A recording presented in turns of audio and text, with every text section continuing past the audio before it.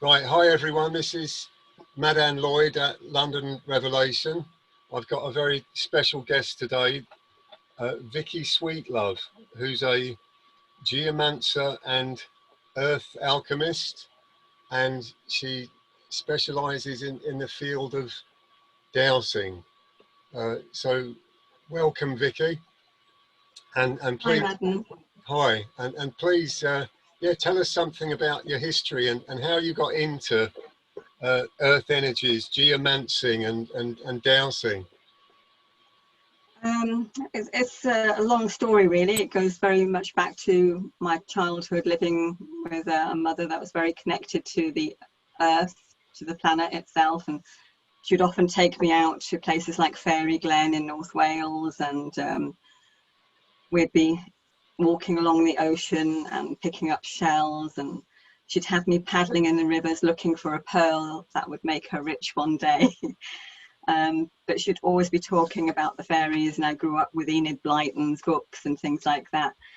And she would often herself go to healers, and so I was always knowing that there was something else. And she would also use a pendulum to dowse now and again. And she seemed very connected. She'd always come out with things that people would say, how does she know that? And then the ability seemed to come down through the family. My brother had it, and myself. So we always knew that things were going to happen or not happen, and we had this innate ability. And over a period of time, it was only when I left school, really, that I suddenly realized that things are a bit different when you're in the workplace. You can't talk about stuff like this. Right. You have to be, you say, fit in. So in order to fit in, then this goes in the background. But it was always there because my mother was always there around me. And then as my life proceeded and I moved to London, that's when my life changed, because I started looking at different energetic things. I worked for a professor of IT at City University, and he changed my life dramatically. Oh, really? How so? Well, what it was, he knew well, his mother came from Colwyn Bay, which is where I was living at the time before I moved to London. So there was this connection. And then he gave me all these trainings in IT and everything else. And he'd often say to me, I'm writing this book on the paperless office. And his whole office was piled high full of paper. He said, don't touch it, you know where everything is. And he'd go, I know, and he would go off to monasteries for his holidays.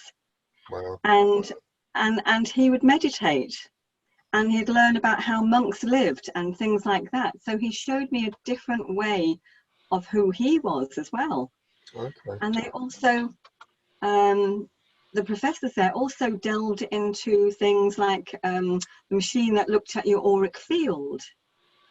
So it wasn't just about the mobile phone technology and all the emails and the web that had just started coming in at that time and the use of computers.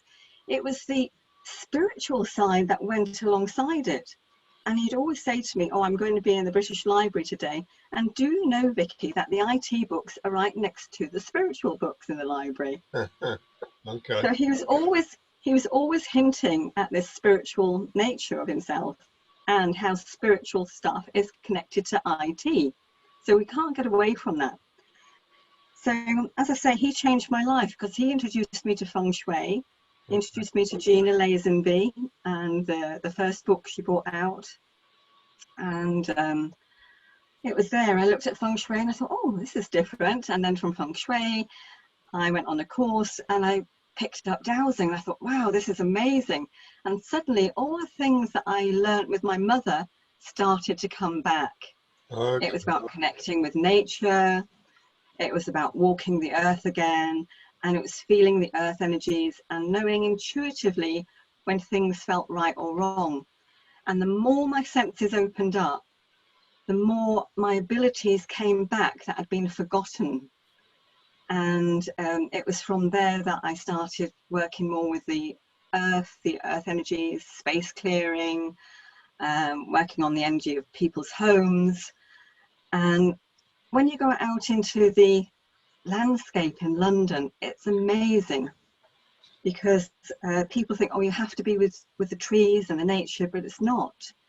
It's about knowing that when you're in nature, we also had stones and stone circles, and we had special places where we erected churches. Uh-huh. And as you know, in London, there's special churches all around London, and one that springs to mind immediately when I've been teaching my courses, because I teach space clearing and earth alchemy courses, and I love teaching those live courses. I love being out with my students, Okay. you know, and walking around London, especially the city. But going into St Leonard's Church in Shoreditch High Street is the most amazing experience. Oh, really? Okay. And I used to love going and visiting the vicar that used to be there at the time. I believe he's retired now and he lives in Norwich, but he was such an amazing man, and he always knew I was coming in with my group, and he'd sit and say, would you like me to give you a talk about the church? And he'd tell us about the history of the church and tell us how he was a Reiki master. Oh, And wow. that was amazing. Yeah, he was a Reiki master, and he would, I always remember him having a service there in one evening, or it was just, maybe it was midday on a Sunday. We came in and he'd just finished the service, but I saw that he'd got all the congregation up where he stands and they were singing in a circle. And I thought, where do you get that in a Church of England church? You Right. just don't, do you? No. And That's amazing. And he invited all of us to go and join the circle, and I thought, wow, this is something wonderful. So I feel an extraordinary connection with Shoreditch, not least because back on 11/11/11, 9 years ago, because yesterday was 11/11, but 9 years ago, all the Occupy protests were going on in London, and people were camped out outside St Paul's Cathedral. They were camped out in Finsbury Square. And as I'm sure you know, both of those sites are on the coronation line that leads up to Arnold's Mound in Arnold Circus, Shoreditch. And now that you're talking about St Leonard's in Shoreditch High Street, well, the person that I'm now doing the podcast course with, Brian Rose of London Real, his office is based in Shoreditch. And one of the things that we were talking about on that day, and I've been thinking about for years, is how the people, you know, us in general, we need to reclaim the airwaves and not just be passive, you know, recipients of whatever the BBC or whoever pumps out.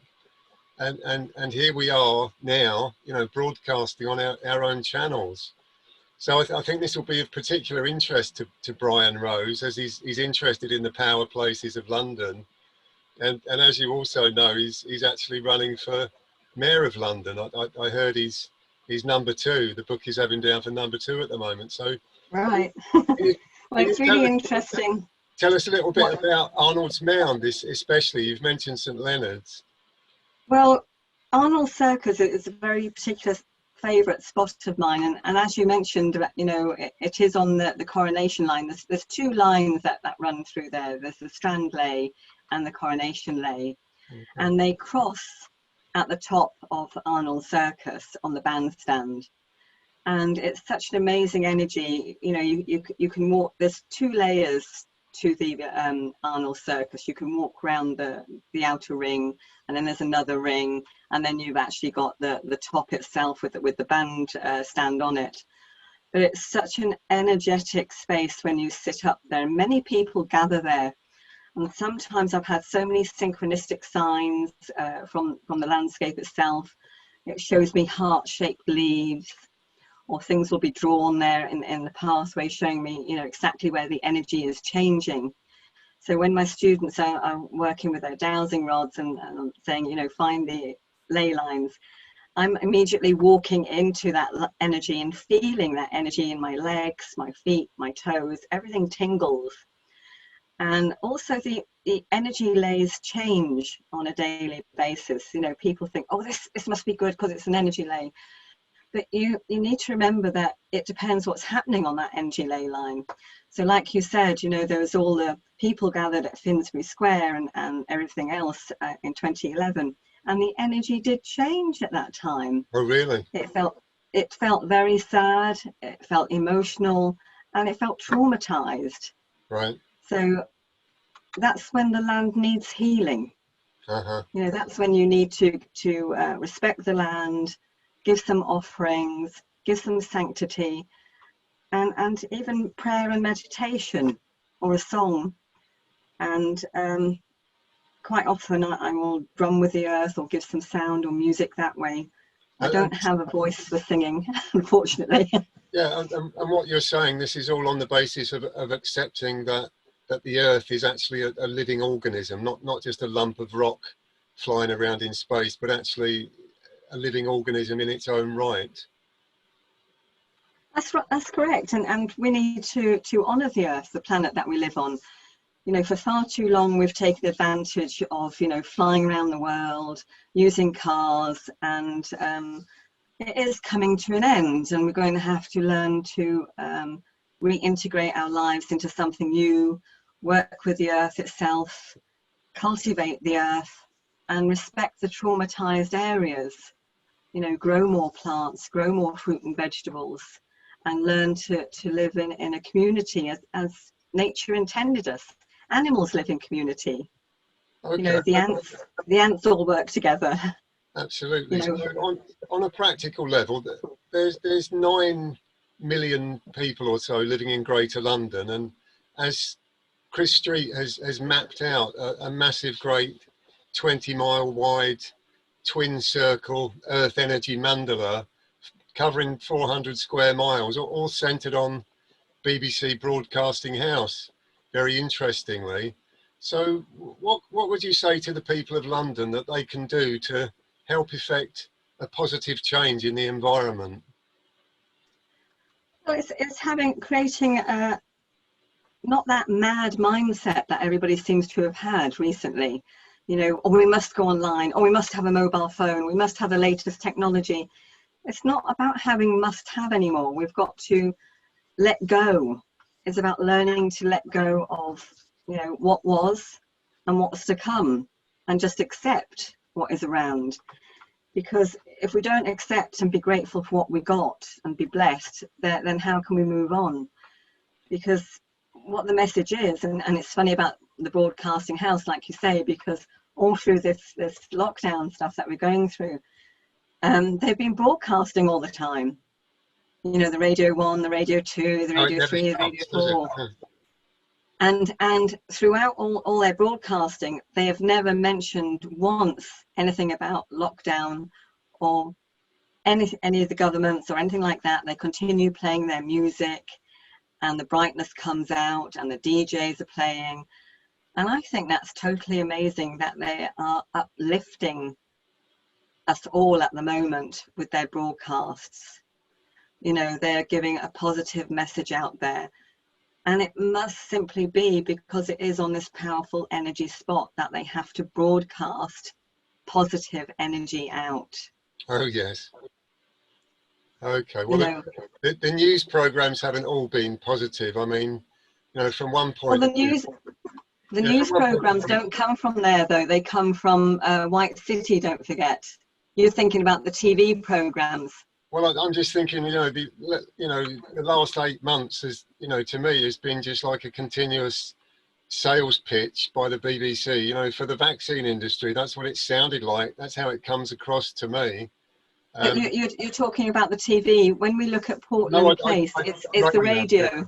Radio news, really, but it constantly pushing, you know, a very pro-vaccine agenda without any kind of balancing, anyway, you know, without balancing with, you know, other points of view. You know, you're talking about natural healing.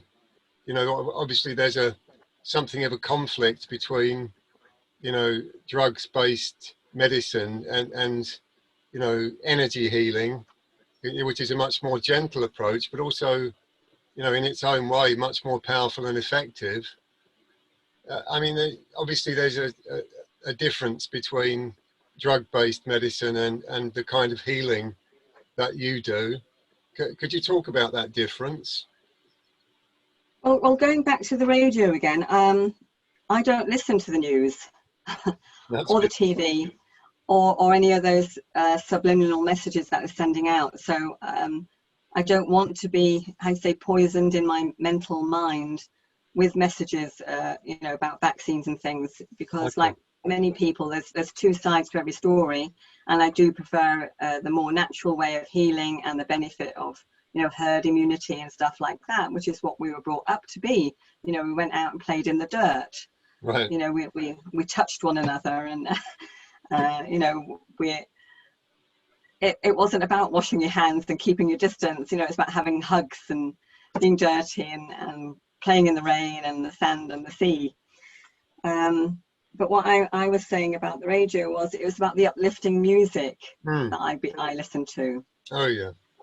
So it was the musical source. But I can see again, you know, we've got our two different points of views of what we listen to. Well, so it's about having that awareness too, that there are two groups of people, maybe even more groups of people. You know, I know there's many people that still switch off from what is happening, and you know, and the intuitive stuff, and just trying to be what they want to be. Well, back in ancient Greece, the great famous philosopher Plato made the statement that those who tell the stories control society, and that's just as true today as it was in ancient Greece. And you know, we obviously, you know, there are certain corporations and you know, newspapers, TV and radio, you know, media moguls that you know, dominate the narrative, but that domination seems to be breaking down at the moment, and it's so refreshing, you know, to hear alternative points of view and to hear from people like yourself. Now, can you say something about, you know, you talking a lot about energies here. We're never taught about these things in school. It's like, you know, like you mentioned the auric energy field. I understand that can be photographed now. Like, is it Kirlian photography? You know, it's Kirlian photography, and it's been around for many years now. Like I say, I first came across it when I worked at City University, and that is going back 27, nearly 30 years. Okay, so it seems like, you know, a lot of this technology, I've especially noticed this with digital photography, seems to pick up things that we don't see with the eye, but, you know, certain things that, you know, you call orbs or whatever. I don't even know what they are, but I've seen them frequently appear in many photographs.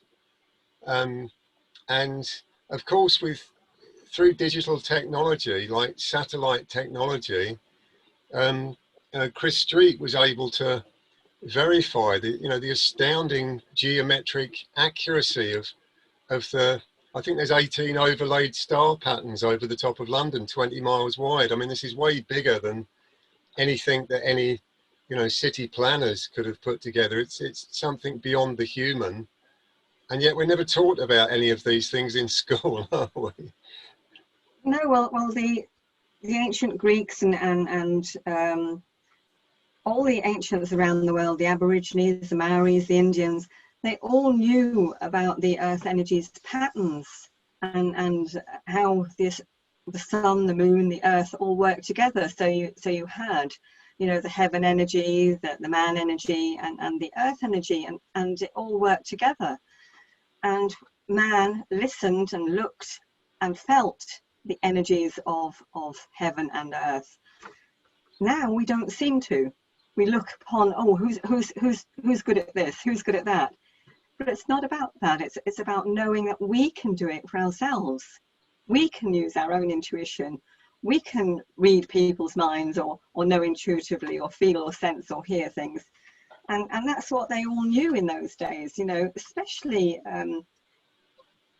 all the sensitive peoples around the world. But when we look at the energy grids that Chris Street did, you know, it is amazing. And I found that when I attended one of his seminars, especially around the Harrow area, because I was born on those energy lines, it was really odd. It sort of brought it home to me about, wow, what happened when I was born, because it was like a stargate opened. My mother was living in Harrow, and she took me to Bishop Bushy Hospital to be born. She then arrived home back in my aunt's house in Stanmore, and I'm thinking, wow, that's a bit of a triangle shape. And then from Stanmore she would have gone back to Harrow, but why did she not go straight home to Harrow? She did this triangle shape where she went to my aunt's first. So you know, and looking at the sacred geometry of London, it does seem very much on a, I would say, a power census. It's like my mother knew that she had to wind me up when I was born, as it were, to get my intuitive senses working. And perhaps if all parents thought like that and tuned in intuitively, then a lot of people on this planet will be, you know, sensitive to a greater degree. And you know, going back in time, you know, my mother was very new age mother, even though she didn't realize it. And I didn't even realize it. You know, you just think, oh, we've moved house, but I haven't been to school for 2 months. But I would be reading books on Greek mythology. I'd be learning about nature. So I didn't miss out. And everything, when I did go back to school, I learned a lot more. But it was a very different childhood and growing up that I had to everybody else. And that influenced my life a lot, because I always wanted to seek knowledge. I was always wanting to know, how did this work? How does that work? Unwinding clocks and getting a screwdriver out. Right. Asking about this, that and the other every time we sat in a car for a car journey. So my mother would try and turn it into a sing-song. I have a sense, Vicky, that what's happening now is like a great rebalancing with the feminine energies that we've neglected in recent centuries. You know, we can't deny that the last few centuries especially have been very aggressively male dominated religious and political institutions. And what I found really astonishing about Chris Street's Earth Star Mandala, these twin concentric circles, 1,080 times the size of the twin circles at Stonehenge, and in exactly the same proportions. These reflect Earth-Moon proportions. He was talking about a pattern that's also described in the book of Revelation, which talks about 12 gates entering the New Jerusalem, the city of, this is symbolic language for a new state of consciousness, also given a feminine description, descending like a bride adorned for her husband. And the gates that he found were 4 triangular formations of churches, all dedicated to Mary. There was 4 in Barnet, 4 in Croydon, 4 in East Ham, and 4 in Hanwell. And those triangles kind of projected into the Earth star patterns. So there seems to be, you know, a massive theme here of, you know, we know that the history of the Roman Church especially has been very, you know, misogynist, but now the Mary energy seems to be on the rise again, and this balancing between the masculine and the feminine. Is that your perspective, that's, you know, what's happening? It's very much the rise of the feminine at the moment. It's like the Amazon woman has risen, as it were, and coming into their own. There's going to be powerful women coming into force, and you can see that now with what's happening in America with the second vice president, which could be coming in under Biden. It's also the rise of the feminine energy within all of us, because what we're finding is, like you say, with those gateways, it's not just in London, but there's 12 gateways around the world as well. you know, very special places like Mount Shasta. There's a place in Tibet. There's a place in Moscow. There's these 12 gates around the world, and also the chakras. You know, people know about the heart chakra in Glastonbury, but the chakras all around the world as well. And when you work with these energy fields and you know about them, I've been visiting these various places over a period of, you know, 15 to 20 years, and tuning into the energies of places. And it is like, oh, okay, been there, done that.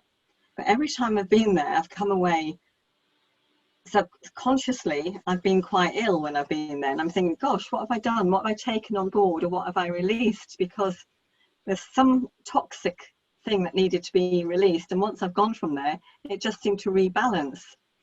So it's like lots of people must be traveling this planet and rebalancing these gateways and chakras around the world, you know, with their prayer, with their meditations, with their good intention of thought. And suddenly the earth is coming cleaner, clearer, brighter. But it has been about the feminine energy coming up, the spirituality coming in, and the intuition. And it's coming as well, not only with spirituality, but it's the technology. So technology and spirituality are coming together. And I think that's going to be a good thing for our futures. And I also have been working with the chakra energies, not of people, but of people's homes. Oh, really? And I find that when I've been working with the chakras of people's homes, chakras of churches, when I teach my courses, we work with the chakras of churches or places. There's been an amazing change, or you can see the story that's unfolding within either the person's home or the place that I'm working on. Is particularly an office. It tells you a story when I've been working on the chakras. So then when you, sorry to interrupt, but the main chakra or energy centers in the human body, they kind of run the length of the spine. So are they on like vertical like that, on a vertical level in a house? you can find the chakras within the house. They can either be aligned or they can be misplaced. But sometimes they're not misplaced, because you've got to think about our body. We assume that our chakras are all running down the center, and then we have our auric field. But when you sometimes are more heart-centered, or maybe your heart is expanding more out here. So when it's out here, then it's not just in the center, you're expanding your energy. Okay. So it's the same with a home energy as well. Maybe the heart is in the center of the home, but it actually feels more at home where the person sits in the house. So the energy of the house is sending out the heart energy to that person because it needs some love. So every time I work with the chakras of the home, you'll find that the chakras will be in different places, and it makes sense to the person. And once you balance that energy up, the person then also feels more balanced and well again. And it's the same with offices and places and land. Once you balance the energy, the chakras, everything seems to flow much more easily, because the land's been traumatized. Okay, yeah. I'm not so familiar with the feng shui. That's your one of your specialities, but I am familiar with the Vastu tradition of India. A friend of mine is a Vastu consultant, and I know that she balances displaced energies in houses using yantras, little. You must be familiar with them. Little geometric patterns. Like, for instance, Yes, yeah. if there's a blocked north or a blocked east, if you put this little picture, this little geometric pattern on the wall, apparently it helps the energies to flow through. Is there some equivalent in the feng shui tradition? Well, it's not necessarily in the feng shui tradition. I work more shamanically. I work with the feng shui knowledge of the astrology of the flying stars and energy of space and the astrology of a person, but I work more in the shamanic traditions of clearing the energy of the house and bringing balance. So it'd be working more with you know, my background is Celtic shamanism. coming Okay. from Anglesey in North Wales. Right. So it's using that knowledge and working with sigils and signs.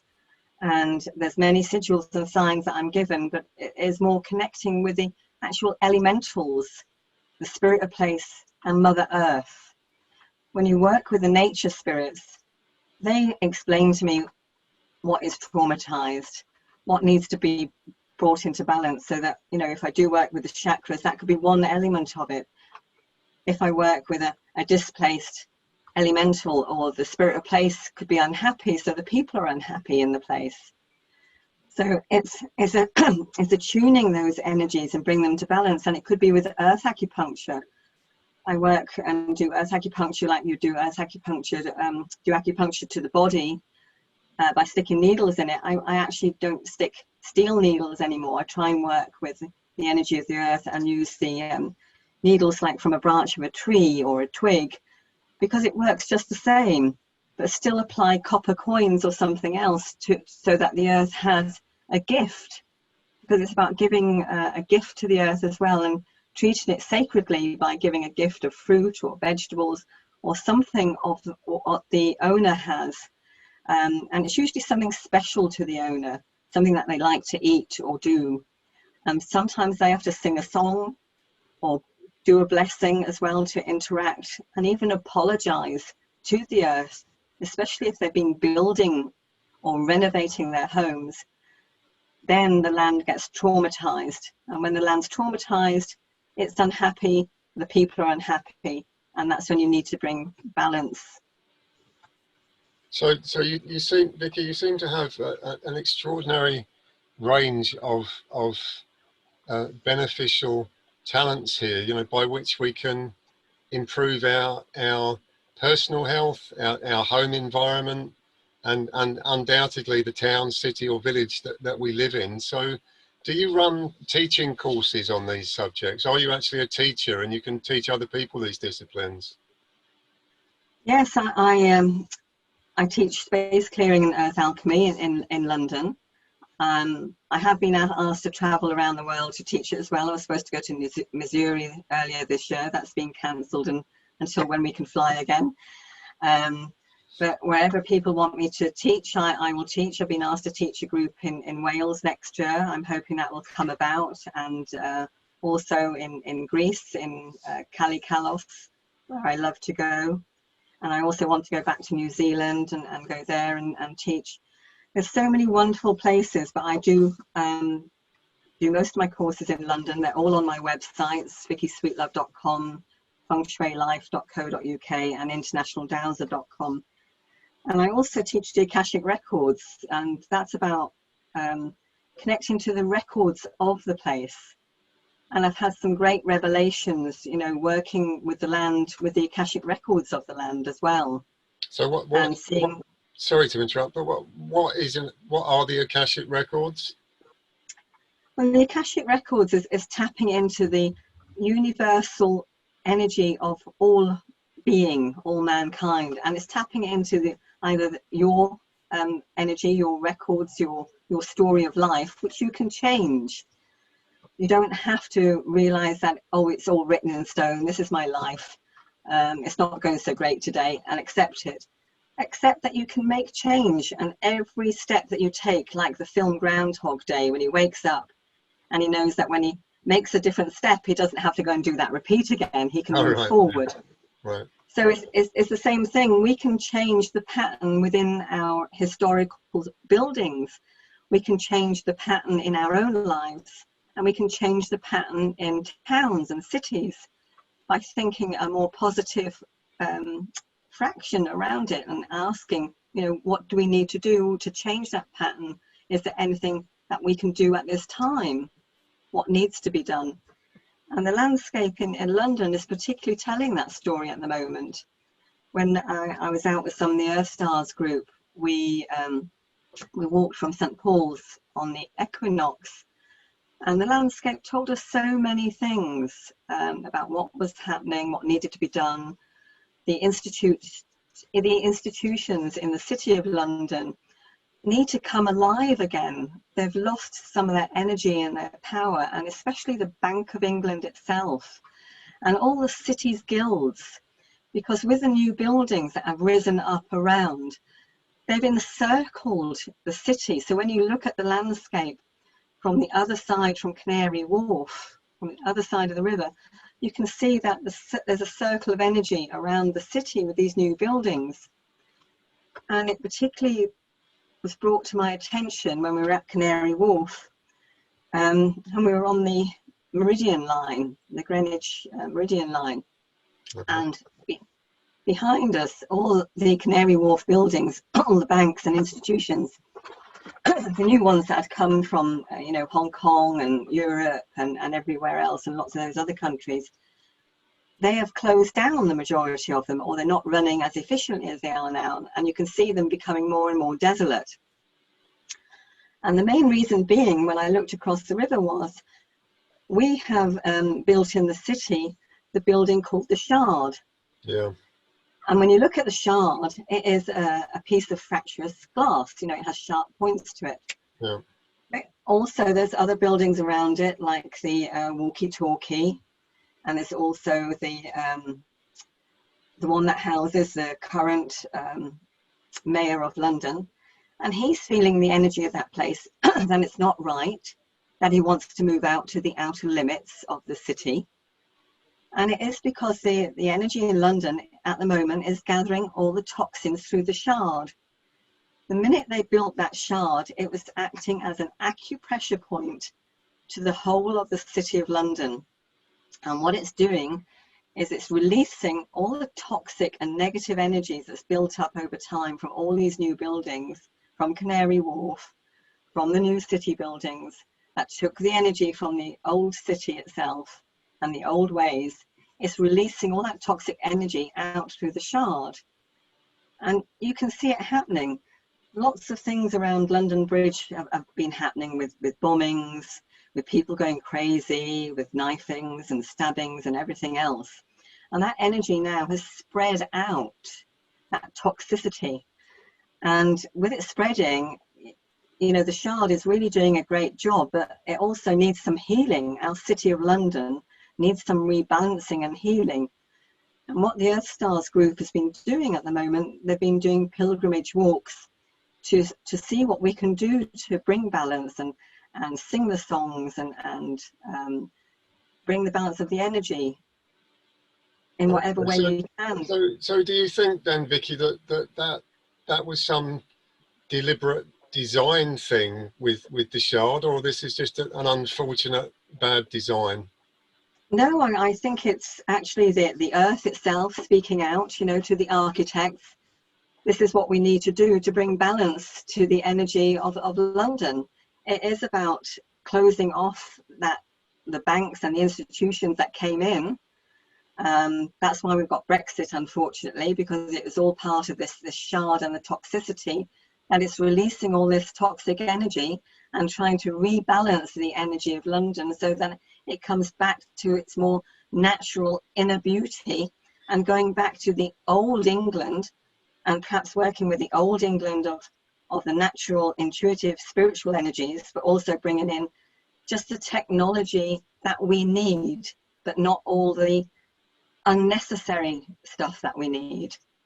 So I think that's what the land has done. It's spoken to the architects and the people that are building the buildings, and unwittingly they've built these buildings, and this is what's happened. The toxicity is being released. Okay, so you mentioned the mayor in the City of London, but he's someone different, isn't he? The Lord Mayor of the city, the square mile of the City of London, is someone quite different from the Mayor of London, who is Sadiq Khan. I don't know who the current Lord Mayor is, but the City of London itself is an independent city-state, isn't it, with its own law courts, its own police force.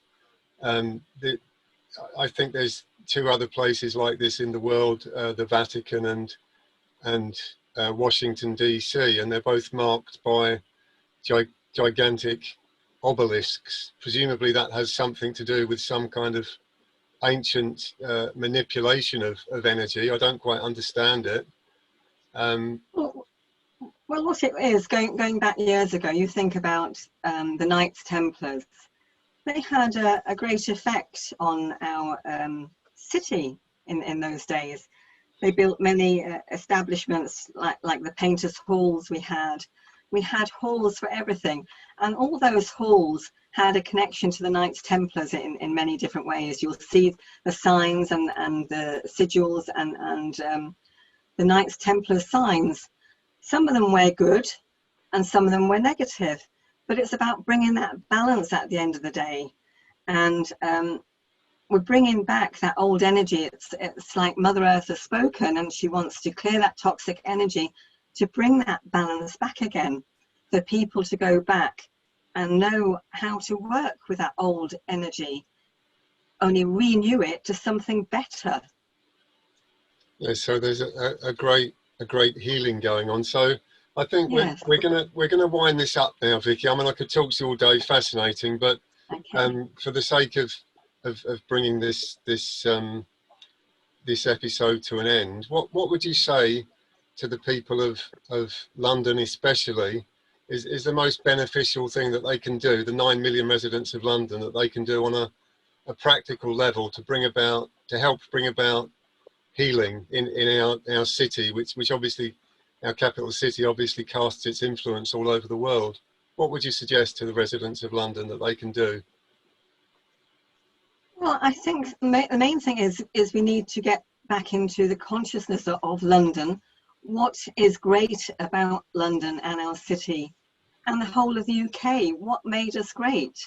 It was about how we knew all the systems, how we irrigated everything, how we shared our knowledge.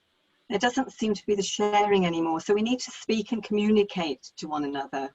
I think that's very much to be in community, have communities where we can, rebuild and have connection to the earth and grow vegetables, have allotments, connect to our own space that we live in, be grateful for the spaces that we live in. Some of us just think, oh, it's a home, and they close the door behind them. But acknowledge the home that you live in, love it, cherish it, buy it some flowers, be in love with you and your home and the space that you live.